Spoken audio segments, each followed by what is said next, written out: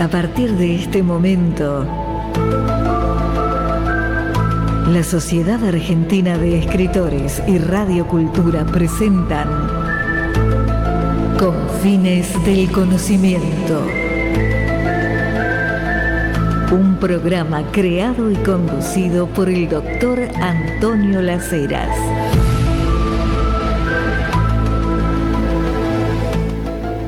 Hoy vamos a dedicar esta última hora del día viernes. Yo digo que vamos a tener una clase magistral, estoy seguro, de un tema que, a raíz de que nuestro invitado de hoy también estuvo hace un par de semanas en el otro programa que hacemos acá en Radio Cultura, Sendero de Escritores, y como él es historiador, autor de numerosos libros sobre masonería, lo invitamos para hablar de su último libro y surgieron una serie de preguntas a lo largo del programa, y después del programa nos enviaron cuantos mensajes de WhatsApp que mucho agradecemos, pidiéndonos más aclaraciones sobre esto, de manera tal que esta noche lo tenemos nuevamente aquí al historiador, escritor, editor, guionista, Eduardo Calaey. Bienvenido. Muchas gracias, Antonio. Muy contento de estar aquí nuevamente contigo, conversando estos temas tan interesantes. Muy agradecido por tu invitación. Fíjate que a raíz del programa que hicimos en Sendero de Escritores, hubo gente que nos escribió y que nos decía, me quedé con ganas de más, era sabor a poco. Entonces empecé a googlear masonería, y si me encuentro con que acá hay un link con una nota que dice una cosa, veo esto otro que dice lo opuesto, un tercer... ¿Cómo se dice? ¿Por qué no lo invita a Calaey a que aclare estas cosas? Así que ya tengo memorizadas las preguntas. Empiezo con la más concreta que todos han hecho. Bueno, al día de hoy, ¿cómo definimos la masonería? ¿Qué es la masonería? ¿Cómo funcionó la masonería? ¿Qué es ser masón? Ya habíamos dicho, pero lo volvemos a preguntar. Hoy en día, o desde hace tiempo también, vos lo explicarás, las mujeres también pueden convertirse en masonas. Bueno, te dejo todas estas preguntas para empezar. Bueno, ¿qué es la masonería? La masonería es una sociedad formada mayoritariamente por hombres. En el mundo sigue siendo mayoritaria la masonería masculina, pero también por mujeres. Hay muchas obediencias, llamamos obediencias a las grandes logias, los grandes orientes, que son la denominación con la que habitualmente nombramos a las masonerías de distintos países y de distintas tendencias. Después vamos a hablar de eso.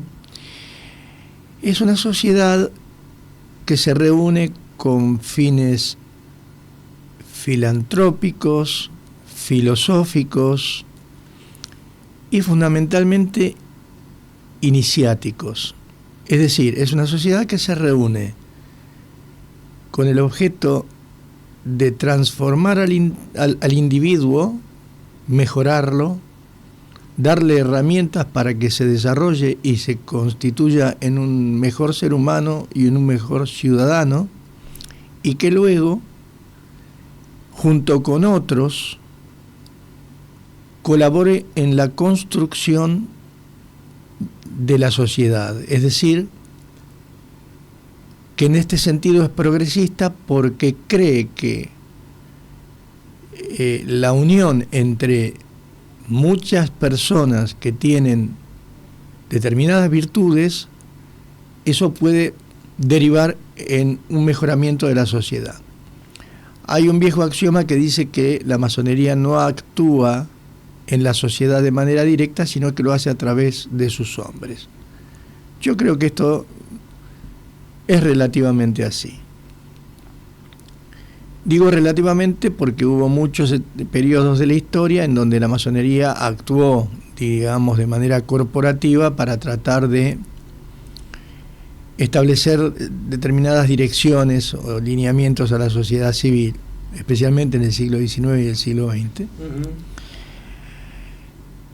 Y es filosófica justamente porque trabaja con el material intelectual, con la percepción que el hombre tiene del mundo. Y es iniciática porque a lo largo de la historia mantuvo ciertos ritos de ingreso muy estudiados por los mitólogos modernos como Joseph Campbell, como Mircea Eliade, y llamados generalmente ritos de pasaje, que son muy antiguos, son tan antiguos como la humanidad, ¿no?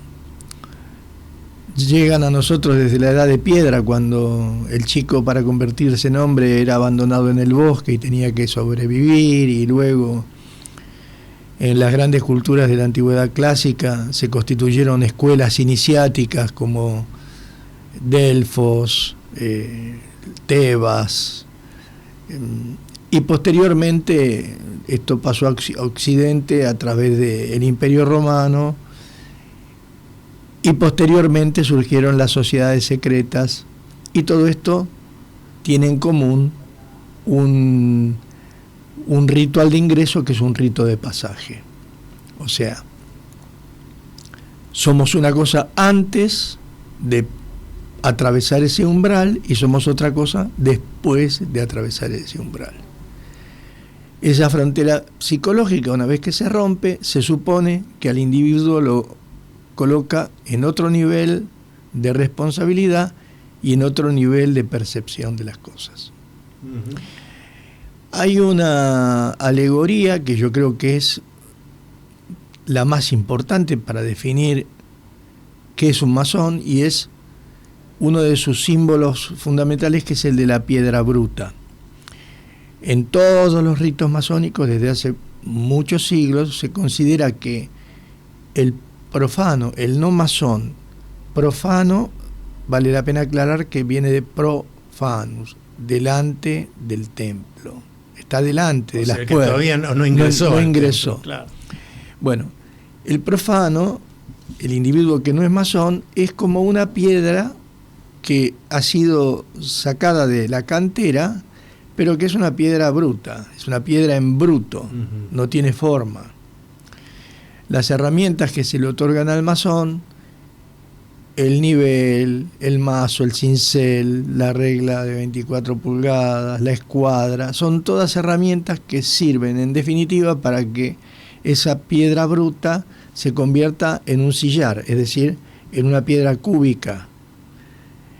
Eso permite que junto con otra y con otras muchas se construya un muro. Es decir, si yo quiero construir algo con piedras que son diferentes, que tienen filos, puntas, cantos, es muy difícil que construyamos algo organizado. Pero si yo trabajo sobre mí, con las herramientas que me otorga la masonería, y a esa piedra bruta la convierto en una piedra cúbica, puedo aspirar a que otros como yo se unan a mí y yo a ellos, y en conjunto elevar lo que antiguamente los masones decían un templo a la virtud, y que hoy todavía tiene vigencia. ¿Qué es lo que construimos los masones? Un templo a la virtud. Ahora, hablábamos un poco en tu programa Sendero de Escritores, sí, que esto ha ido mutando. Hay en la actualidad organizaciones masónicas que siguen dándole una notable importancia a la cuestión iniciática, y hay otras que le dan una importancia preponderante a la cuestión sociopolítica. Es decir, hay masones que creen que la masonería es una suerte de sociabilidad que puede ayudar a que los hombres convivan fraternamente, se comprendan, dialoguen y construyan un futuro mejor.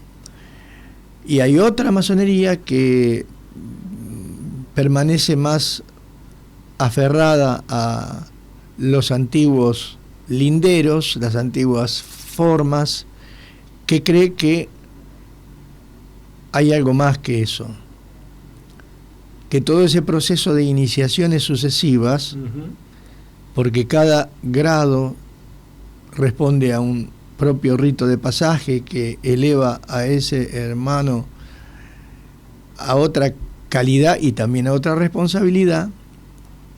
En ese devenir, en ese proceso, el ser humano puede desarrollar, no digo facultades paranormales, pero sí facultades superiores que le permitan mensurar la realidad y el impacto de la realidad en sus sentidos de una manera diferente. Esto en la Edad Media podía percibirse como algo mágico. Hoy, de hecho, se han desarrollado muchísimos sistemas que tienen que ver con la utilización del cerebro, y la neurología cognitiva estudia muchas capacidades que ahora se sabe que el cerebro tiene y que antes no sabía. Yo creo que el conjunto de herramientas y la práctica de la masonería otorgan al individuo una percepción privilegiada de la realidad. Y aquí hay otro punto, se van abriendo, ¿no? Porque se van abriendo ramas de este mismo árbol. Claro.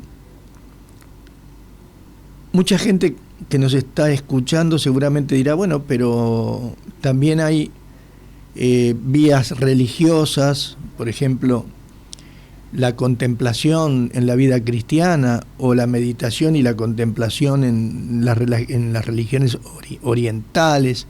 Uh-huh. La meditación, todo eso puede hacernos alcanzar niveles elevados de conciencia. Sí, es correcto.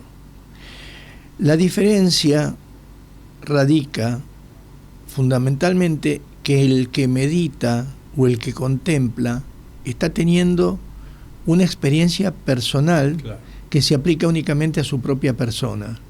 Es decir, yo no puedo transmitir a otro mi epifanía. Tampoco puedo transmitir, siendo masón, a otro masón mi propia experiencia acerca de la iniciación. Pero a diferencia del monje que contempla o el yogui que medita, que lo hace en soledad y generalmente apartado de la sociedad, exacto, la masonería lo hace en la sociedad. O sea, no hay una masonería que se pueda practicar en casa, no hay una masonería que se pueda vivir sin el ámbito del taller, que es como en la jerga lo llamamos a la logia, que de paso es una palabra antigua que en alemán significa taller. Era el cobertizo en donde se guardaban los materiales con los que se construían las catedrales. De ahí viene la palabra logia. Con lo cual ya simbólicamente nos damos cuenta que se está refiriendo a un ámbito no pasivo, no de pasividad, sino de proactividad. Y eso quizás tenga que ver con otra de las preguntas que llegaron, porque varios oyentes encontraron que la definición, buscando en Google, la definición de masón decía persona libre y de buenas costumbres. Entonces, de una manera muy bien reflexionada, digo yo, algunos de los que nos están escuchando dijeron, pero esto parece un contrasentido, porque si usted es una persona libre es porque va a ejercer su libertad en plenitud. Pero de buenas costumbres, quiere decir, eso lo pone la sociedad. No se contrapone ser libre y asociarse a lo que dice la sociedad, las buenas costumbres. ¿Qué le contestamos? Bueno, esta... si es que esa es la definición de masón. Es una de las tantas definiciones del masón, no del masón, sino de las cualidades que un masón debería tener para ingresar en la orden. Uh-huh. Pero hay que ponerlo esto en contexto. Cuando se escriben las constituciones modernas de la masonería, que nos tenemos que remontar a principios del siglo XVIII, uh-huh, que no son las primeras, pero son las primeras de la era moderna, era común ver en estas constituciones la definición de que para ingresar a la masonería un individuo tenía que ser un hombre libre de buenas costumbres. Esto obedece a dos razones. En primer lugar, que en esa época no todos los hombres eran libres. Hoy decimos, se refiere a un hombre que sea libre de vicios, libre de ataduras psicológicas, podemos adornarlo como quieras, pero en el momento en que esto se escribió, tenía una connotación concreta. Estamos hablando de una época donde todavía había esclavos. Entonces, estaban los vasallos del rey, por ejemplo. Sí, pero el vasallo tenía una condición digamos, tenía una libertad individual acotada, pero había esclavitud, había siervos. Siervos, exacto.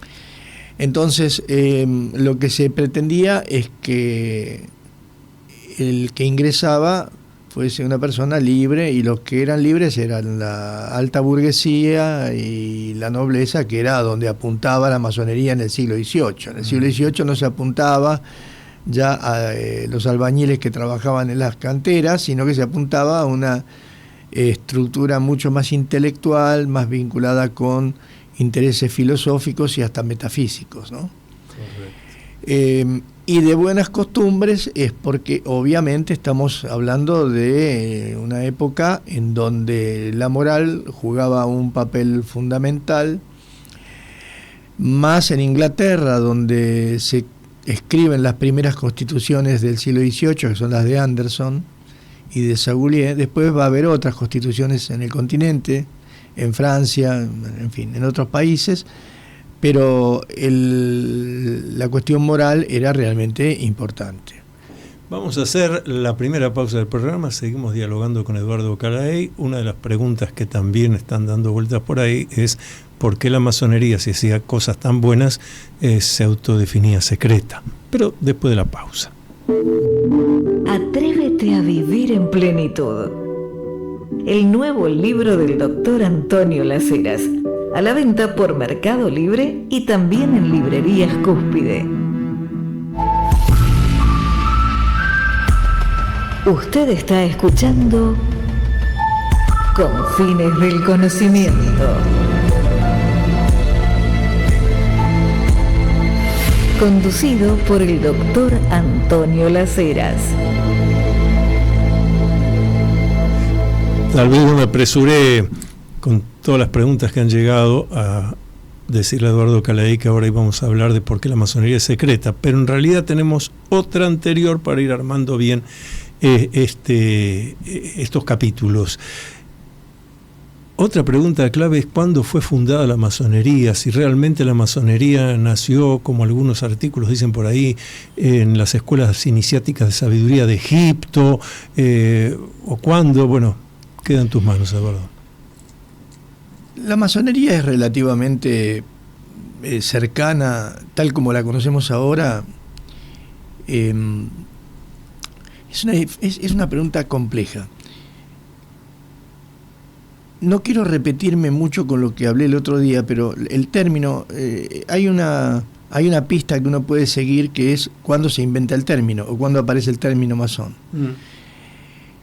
Masón es un albañil. Isidoro de Sevilla lo describe en su libro de etimologías como el hombre que se dedica a levantar muros. En italiano se dice muratori, es el que hace paredes. El masón es un constructor, pero el esquema que actualmente tiene la masonería se remonta a la Edad Media, a la época de constructores de catedrales. No voy a entrar en el gran debate de si primero fueron monjes, después fueron laicos, pero concretamente no nace de la nada. La construcción es un oficio que ha tenido no solo permanencia, sino un perpetuo progreso desde que el hombre es hombre. Entonces, hay algunas escuelas masónicas que alegóricamente remontan a los antiguos constructores, pero vamos a lo mismo. Los que construían las pirámides, o los que construían los zigurats, o los que construían en la Roma imperial o en la Grecia clásica, eran esclavos. Claro. Y la gran diferencia es que en la Edad Media se desarrollan estas corporaciones que primero trabajaban en un ámbito monástico, porque los únicos que tenían capacidad operativa como para establecer la logística para levantar una iglesia de piedra eran las órdenes monásticas como los cluniacenses, los cistercenses. Además, aclarando siempre que no es el concepto de construcción actual donde te levantan en 2 meses un edificio de 15 pisos. Claro, eso se llevaba años o décadas. Es en ese ámbito que tiene una fuerte connotación de trascendencia, porque yo siempre digo, ¿qué coraje tiene que ser alguien para emprender una obra que no va a haber terminada? Eso es algo que en una mente actual es prácticamente imposible. Inimaginable. En un mundo de inmediatez, pensar que yo voy a empezar una construcción que va a durar 100, 150 o 200 años. Hay catedrales que se construyeron a lo largo de 2 siglos,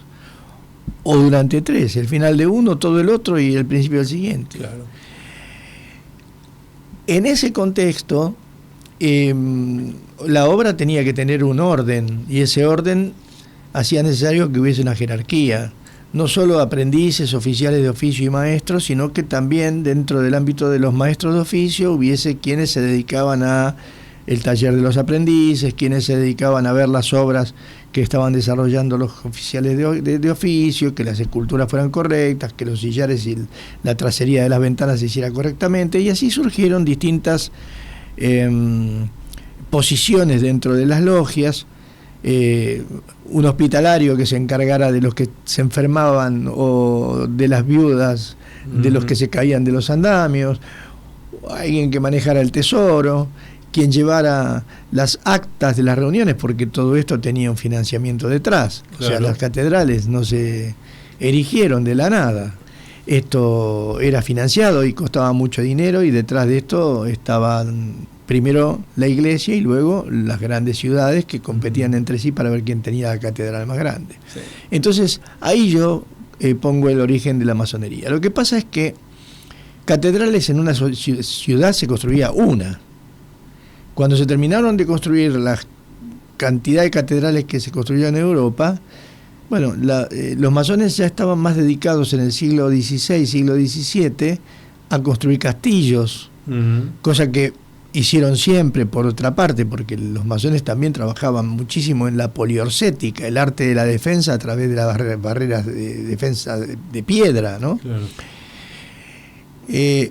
Bueno, hubo un momento en donde ya se inventó la pólvora, los muros de los castillos ya no eran un elemento que detuviese un ejército de línea, y entonces, como los oficios se mantenían con mucha discreción y mucho secreto, esto nos va a servir para enganchar después con esta otra pregunta que quedó pendiente, sí. Era un ámbito muy interesante para que se debatieran cuestiones vinculadas a temas misteriosos. De hecho, la geometría era un tema misterioso. Imagínese el radioyente lo delicado que era calcular el grosor de un arbotante o un arco que fuese capaz de sostener una bóveda de piedra. Ahí se trabajaba prueba y error, pero se trabajaba también en maquetas, en planos a escala. Y ese era un lugar muy recoleto, en donde poco a poco fue penetrando la alta nobleza, al menos en Escocia y en Inglaterra, que es en donde primero se manifiestan estas logias especulativas. Ya no son masones operativos, es decir, picapedreros o tallistas de piedra, sino que comienza a haber lo que se llama masones aceptados, que son personas que no practican el oficio, pero que se asocian a ese taller y llevan allí sus ideas. Muchos grandes científicos, yo diría casi toda la Royal Society británica del siglo XVI y siglo XVII perteneció a estas logias. O sea, una construcción intelectual, exacto, racional, creativa. Entonces se pasó de una tal cual, de una construcción que era literal, en el sentido literal del término, a una construcción de tipo especulativo o espiritual. Y esto nació como tal, fines del siglo XVII, principios del siglo XVIII. Los ingleses tuvieron la visión de otorgarle un marco institucional a través de las famosas constituciones de Anderson, que fueron espectacularmente exitosas.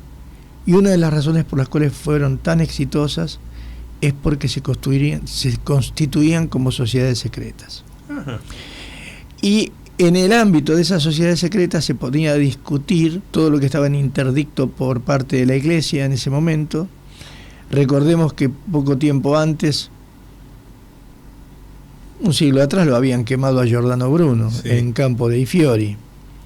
Y tantos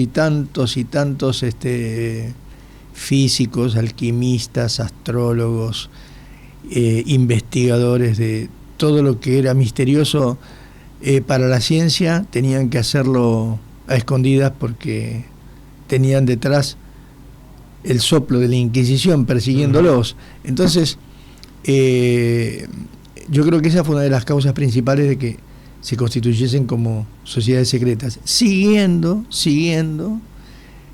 lo que ya venía en los talleres operativos de poner a cubierto, como se dice hasta el día de hoy, estamos a cubierto, poner a cubierto aquello que se hacía dentro de los talleres. Voy a hacer una disquisición que tiene que ver con una idea que tenía y ahora volví a recordarla. Dije, la próxima vez que lo vea a Eduardo Calaí le voy a preguntar.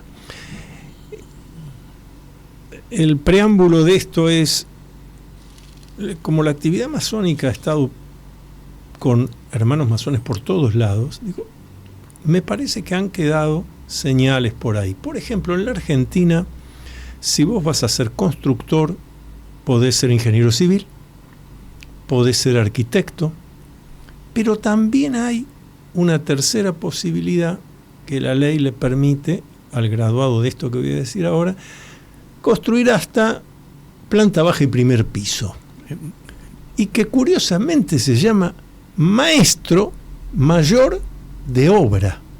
Es un término que no ajusta a... Y no, es un término medieval. Claro, digo, esto viene de la masonería. Y sí, hay muchas cosas que vienen de la... Lo tenemos hoy en día. Sí. Lo que ocurre es que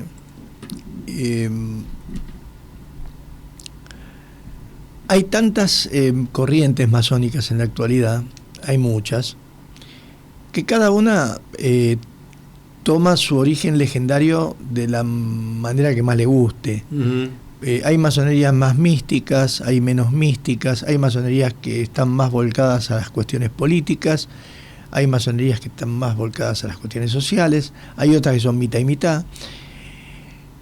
Entonces, cuanto más racionalista es un perfil masónico, va a colocar el origen de la masonería en tiempos más modernos. Ajá. Y cuanto más místico o esotérico, si podemos utilizar ese término, que es tan amplio y tan confuso a veces, bueno, ahí entramos en ciclos legendarios que nos remontan a la antigüedad. Pero esto no es porque sí, porque nada nace de un repollo en la historia.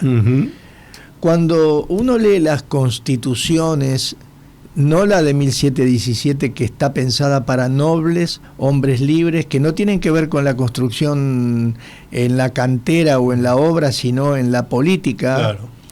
Bueno, cuando uno va a esas constituciones, tenemos dos obras muy importantes que son el manuscrito Regio y el manuscrito Cook.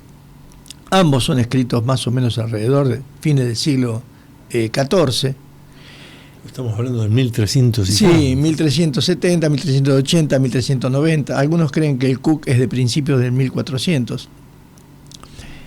Pero estos dos manuscritos, que son constituciones en realidad, porque son reglamentos, qué corresponde que haga un aprendiz, qué corresponde que haga un maestro, cuáles son las funciones de los oficiales de la logia. En ambos casos comienzan con una historia previa que pretende contar los orígenes pretéritos de la masonería. Y bueno, en esos manuscritos se habla de Pitágoras como creador de los antiguos masones. Se habla de Carlos, de Carlomagno. No se lo menciona como Carlomagno porque esto es muy moderno, pero en ese momento se lo menciona como Carlos, que habría convocado a los maestros de Francia, cosa que es cierta, porque Carlomagno, cuando construye Aquisgrán, lo que quiere hacer es la réplica del templo de Salomón, y esto se puede leer en cualquier libro de historia. de la arquitectura, cuando un especialista en arte románico describe la verticalidad de la Capilla Palatina y esas columnas y ese trono, bueno, lo que estaba buscando Carlomagno era replicar el templo de Salomón. ¿Por qué? Y porque Carlomagno pensaba instaurar una monarquía hereditaria de derecho divino, y el único modelo que había de monarquía hereditaria de derecho divino estaba en la Biblia. Claro. Por esa razón, a lo largo de todo el periodo carolingio y en todo el arte románico, lo que se busca a través de la piedra es replicar los modelos que ya están tomados del Antiguo Testamento. Luego en el gótico esto va a continuar, pero ya va a ser van a ser símbolos más vinculados con el Nuevo Testamento. Pero en la época de los carolingios, en donde había que establecer una monarquía hereditaria de derecho divino, era fundamental que la arquitectura fuese un libro en el que el pueblo leyera, como dice Georges Duby, una pedagogía de masas. Claro, pues estamos hablando de época que muy pocos conocían leer y escribir, así que la mayoría tenía que entender en las imágenes. Este es un tema muy importante. Una catedral era un libro abierto, claro, al que no sabía leer ni escribir, y también era un libro abierto a la persona sensible, porque son máquinas extraordinarias las catedrales. Habrá quien me escuche y dice, máquinas si no se mueven. No, ellas no, pero el que entra dentro de una catedral se mueve. Producen a nosotros. Exactamente, producen un tremendo movimiento. Entonces, aquel que era un ignorante y leía en un primer nivel, bueno, en el frontispicio de una catedral se cuenta una historia. Claro. En los vitrales se cuenta una historia. Y el que es sensible entiende perfectamente que está entrando en un lugar que lo invita a vivir en otra dimensión distinta. Vamos a hacer otra pausa y seguimos dialogando con Eduardo Caladei. ¿Te interesa el tema de los ovnis? Si te interesa saber sobre los ovnis, tienes que leer ¿Qué hay detrás de los ovnis? Un libro de Antonio Las Heras. Pídelo en librerías Cúspide o por Mercado Libre.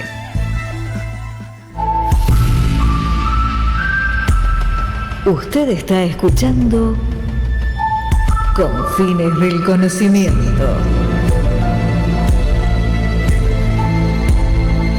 Conducido por el doctor Antonio Las Heras. ¿Podemos agregar algo más sobre el tema del secreto masónico? Sí, podemos agregar que se ha ido perdiendo el secreto masónico.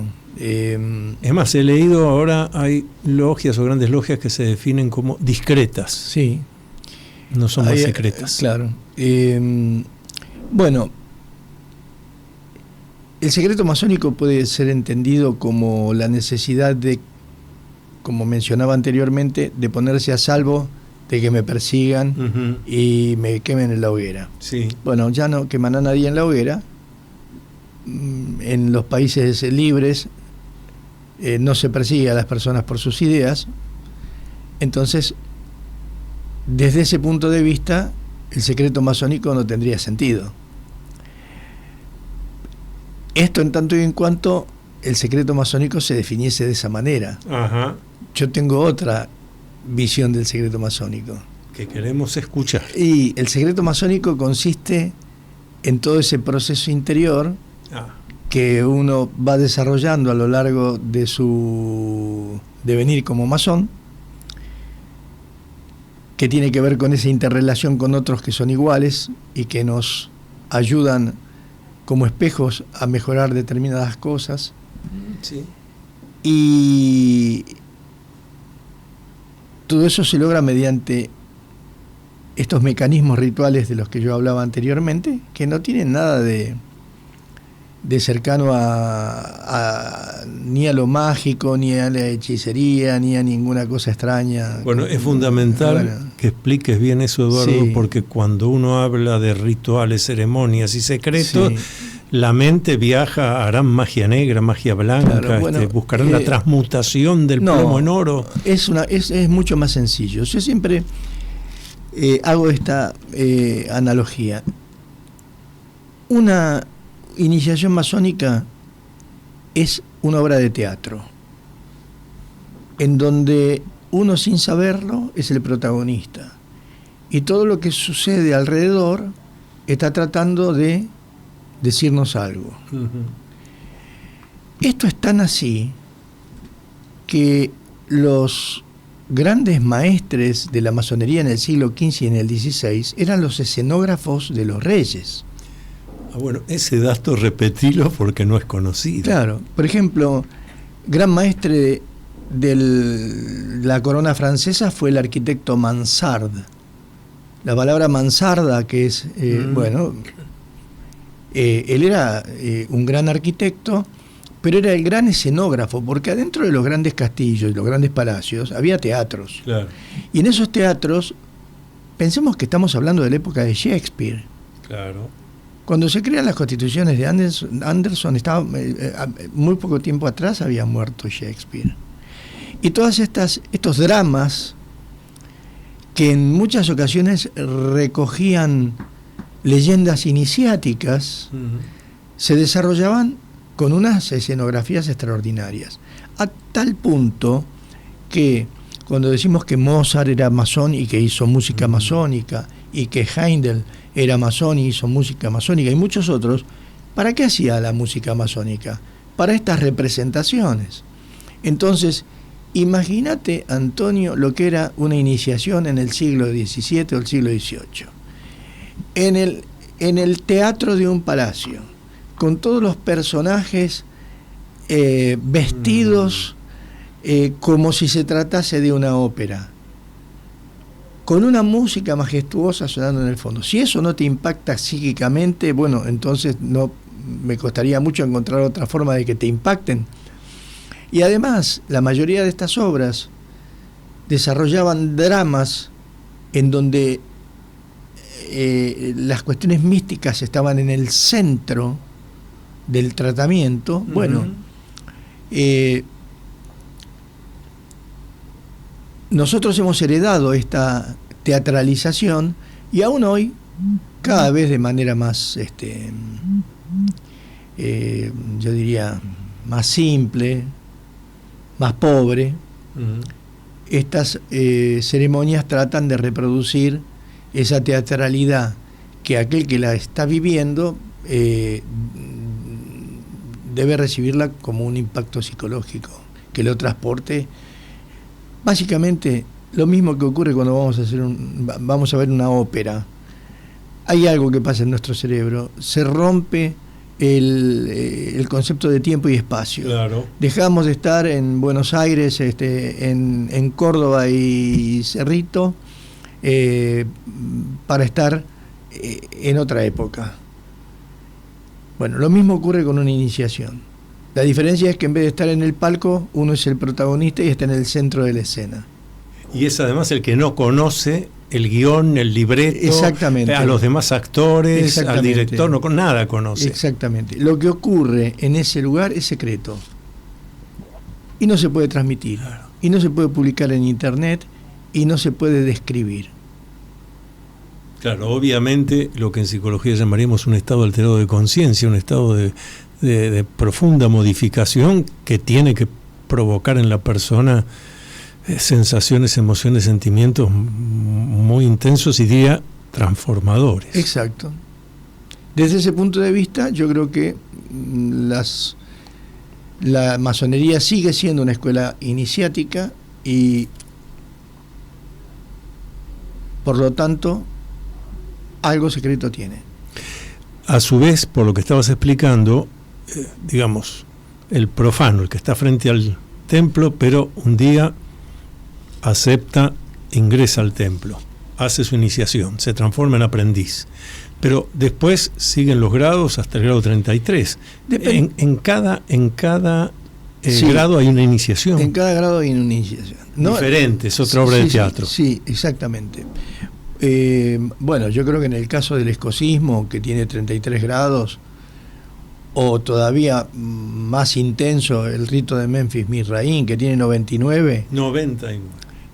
Bueno, en esa época esta teatralización, esta práctica de teatralización era un elemento central en las órdenes iniciáticas, y entonces la complejidad de las ceremonias se llevó, a mi criterio, hasta el paroxismo, ¿no? Sí. Pero a nivel universal, los 3 grados que se consideran comunes a toda la masonería son los primeros 3: el de aprendiz, compañero y maestro. Y en cada uno de ellos en cada uno de ellos hay una iniciación. Luego tenés distintos sistemas. Está el sistema, digamos, francés, que es el escocés antiguo y aceptado, que es un contrasentido, pero se crea en Francia, que tiene 33 grados, y hay otras órdenes, por ejemplo la masonería inglesa, que reclama para sí la patente de invención de la francmasonería moderna, no tiene 33 grados, tiene 3 grados, y luego hay órdenes que son como una cebolla. Uno saca una capa, hay otra adentro, pero no son 33. Eso no es relevante, pero sí en América Latina, y fulano es 33, es como en Europa no es tan así. Hay distintos ritos. ¿Cuándo ingresa o cuándo empieza a haber mujeres masonas? Hace mucho tiempo. Lo que ocurre es que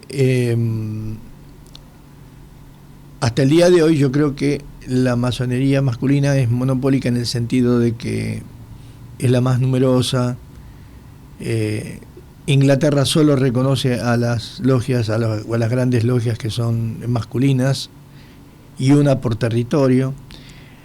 Pero desde hace mucho tiempo existe la masonería mixta y existe la masonería femenina, principalmente impulsada por la corriente francesas. Ajá.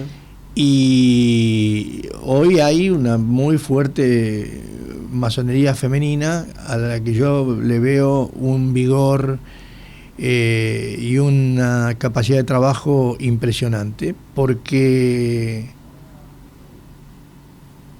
por una cuestión, yo diría, lógica, arrancaron hace muy poco y están siendo reconocidas hace muy poco. Entonces se esmeran por que las prácticas sean correctas, porque los rituales se realicen de manera correcta, las ceremonias sean perfectas. Trabajan muy bien las mujeres. Al pasar hiciste un comentario que nuestros oyentes seguro ya están preguntándose, porque hablaste de logias masculinas, logias femeninas, pero hablaste también de logias mixtas, o sea, sí, en la misma logia trabajan varones y mujeres. Sí. Hay grandes potencias masónicas que son mixtas y que trabajan muy bien. Por ejemplo, en España está la Gran Logia de España, que es absolutamente masculina, pero está también la Gran Logia Simbólica de España, que es mixta y es muy grande también. En Francia igual, hay obediencias que son masculinas, pero hay muchísimas que son mixtas. Yo te diría que son más numerosas las mixtas que las que son estrictamente femeninas. Otra pregunta que recibimos con frecuencia fue: ¿hay un gran maestre, una gran orden mundial que es la que le da órdenes a todos los demás? ¿Cómo funciona esto? No. Las grandes logias son autónomas, generalmente se restringen a un ámbito territorial. No es siempre así. Por ejemplo, la Gran Logia Unida de Inglaterra tiene distritos en todo el mundo que están adscriptos a la Gran Logia Unida de Inglaterra. Pero por lo general las grandes logias son autónomas, tienen sus propias autoridades, no responden a nadie. Hay toda una materia que se llama Derecho Interpotencial Masónico, que es como, digamos, el estudio de las relaciones internacionales interlogia. Es muy común que entre grandes logias de distintos países se intercambien garantes de amistad, que vendrían a ser como embajadores, Sí. o representantes en ese otro país de una logia de otro país, pero no existe lo que se podría definir como un mando unificado a nivel mundial. Lo que sí existen son grandes confederaciones en donde las grandes logias se asocian por afinidad. Uh-huh. Por ejemplo, la masonería que responde o respeta los antiguos principios emanados de las constituciones británicas y reconocida por Inglaterra, tiene confederaciones internacionales en todos los continentes. De hecho, hay una confederación masónica interamericana.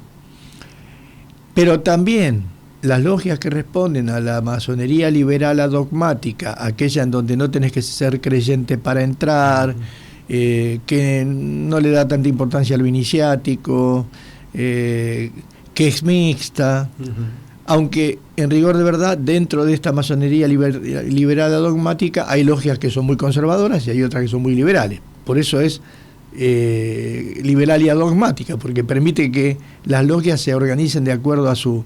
Bueno, estas también están confederadas en organizaciones internacionales como CIMAS, CLIPSAS. Ajá. Hay grupos. No, pero nunca un y en todo gran, caso y en todo caso universal. Discúlpame. Sí. En todo caso, estas confederaciones son eso, confederaciones. Sí. En donde cada entidad conserva su autonomía. Y bueno, quedó bien clarito ese tema, porque está ahí como un generalizado de que se reúne y hay un alto mando. No hay alto mando. No. Vamos a pedirle a Leonardo Giusti a hacer ya la última pausa del programa y seguimos dialogando con Eduardo Calay. Los miembros de la Sociedad Argentina de Escritores tienen libre acceso a la Feria Internacional del Libro de Buenos Aires, tener a la venta sus libros en el stand de la entidad y un espacio para dialogar con los lectores. Otro de los tantos beneficios de ser miembro de la Sociedad Argentina de Escritores.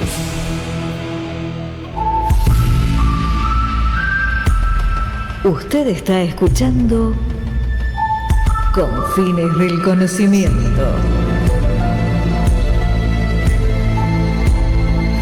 Conducido por el doctor Antonio Las Heras.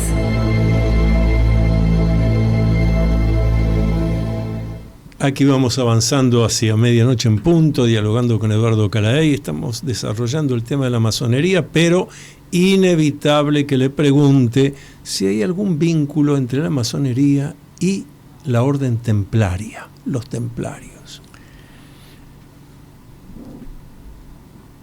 No hay un vínculo directo. Sí hay corrientes masónicas que reivindican un determinado templarismo. Ajá. Voy a explicarlo lo más sencillo que pueda porque es un tema realmente complejo. Yo mencioné que la masonería moderna se organizó a fines del siglo XVIII, fines del siglo XVII, principios del siglo XVIII, y que prontamente es monopolizada por la nobleza y por la alta burguesía, pero principalmente por la nobleza. Estamos en una época, principios del siglo XVII, muy cercana al último intento otomano de conquistar Europa. 20 años antes, los turcos habían sido detenidos en Viena, en la batalla de Kahlenberg, cerca de Viena. Y esa invasión turca al corazón de Europa había reflotado el espíritu de cruzada. Y en una Europa dividida entre católicos romanos, luteranos, anglicanos, calvinistas, presbiterianos, de pronto hubo que dejar de lado esas divisiones internas porque venían los turcos y venían por todo. Entonces se produjo un hecho realmente extraordinario, que aquellas mismas familias que habían combatido en los siglos XII y XIII en Tierra Santa, que todavía existían esas mismas casas que ahora estaban divididas por cuestiones de la Reforma, tuvieron que ir a combatir juntas a parar a los turcos en la batalla de Kahlenberg. Eso despertó un sentimiento pancristiano muy importante y fue un momento muy particular en la historia de Europa y en la historia de la masonería, porque poco después de este episodio es depuesta la Casa Estuardo en Inglaterra, una casa vinculada desde siglos a la masonería. De hecho, los grandes maestres, los grandes constructores de la corona escocesa eran unos altos oficiales del staff del Consejo del Rey. Es depuesta por la dinastía Hanover, protestante, y todos los escoceses, digamos los nobles de espada escoceses, se exilian en el lugar donde era lógico que se exilien, que es Francia, y se llevan sus logias. Era una época en donde las organizaciones logiales habían penetrado profundamente en las estructuras militares y cada barco tenía en su tripulación una logia, que era el comando del barco, y cada regimiento tenía su propia logia, que era el comando del regimiento. De hecho, al Río de la Plata han llegado con los ingleses logias que todavía están hoy. Vaya dato. Entonces, estos escoceses traen consigo una leyenda. Esa leyenda dice que cuando la Orden del Temple es abolida y los templarios perseguidos, reinaba en Inglaterra Eduardo II, un rey muy peculiar, hijo de Eduardo I, el Sanquilargo, un gran rey. Este era un rey con era un hombre de cierta delicadeza. Es el primero que reglamenta la tortura, es decir, dice, bueno, si le van a cortar los dedos, córtenle uno, porque si le cortan los 5 el hombre no va a poder trabajar. Para la época era un espíritu de alta sensibilidad. Este rey se niega a perseguir a los templarios y durante un año los templarios ingleses, según esta visión de la historia, tienen tiempo para escaparse. De hecho, en Inglaterra ningún templario fue detenido ni juzgado. Bueno, estos templarios se habrían refugiado en Escocia. Y son los tiempos turbulentos de William Wallace, aquel personaje que hemos visto en Corazón Valiente, claro, y que junto con Robert Bruce vencen a las tropas de Eduardo II en la batalla de Bannockburn. Una batalla en donde estaba todo para ganar por el lado de los ingleses, porque los escoceses estaban mal armados, no tenían caballería, eran pura infantería, con armas precarias, y de pronto aparece de la nada una caballería que nadie sabe que existía, y los ingleses son barridos, y Escocia logra elevar al trono de rey a Robert Bruce. Esa caballería habría sido la de aquellos templarios que, siendo perseguidos en Francia, habían logrado refugiarse en Inglaterra, y durante ese año de gracia que les dio Eduardo II hasta publicar el edicto que los prohibía, tuvieron tiempo de escaparse a Escocia y fueron refugiados en el Mull de Cantyre, al norte de Escocia. Se nos acabó el tiempo. Pero Eduardo, recordame el nombre de tu último libro. La masonería y la iglesia de piedra. La masonería y la iglesia de piedra. Bien. Perdón, sí. Se llama La masonería en la Edad Media. Ajá. Es el título. No, dame el título para que lo puedan buscar los oyentes. La masonería en la Edad Media. Ajá. Pero de lo que habla, sí, es de la relación entre la masonería y la construcción de las iglesias de piedra. Parte de lo cual hemos estado hablando. Sí, exacto. En cualquier momento volvemos a invitarte, cuando Eduardo. Nos muchísimas gracias. Muchos temas para hablar. Volvemos semana que viene, 23 horas, aquí por Radio Cultura, los viernes. Luminoso abrazo para todos, buen fin de semana, luminoso abrazo para todos y muchas cada gracias, uno. Igualmente.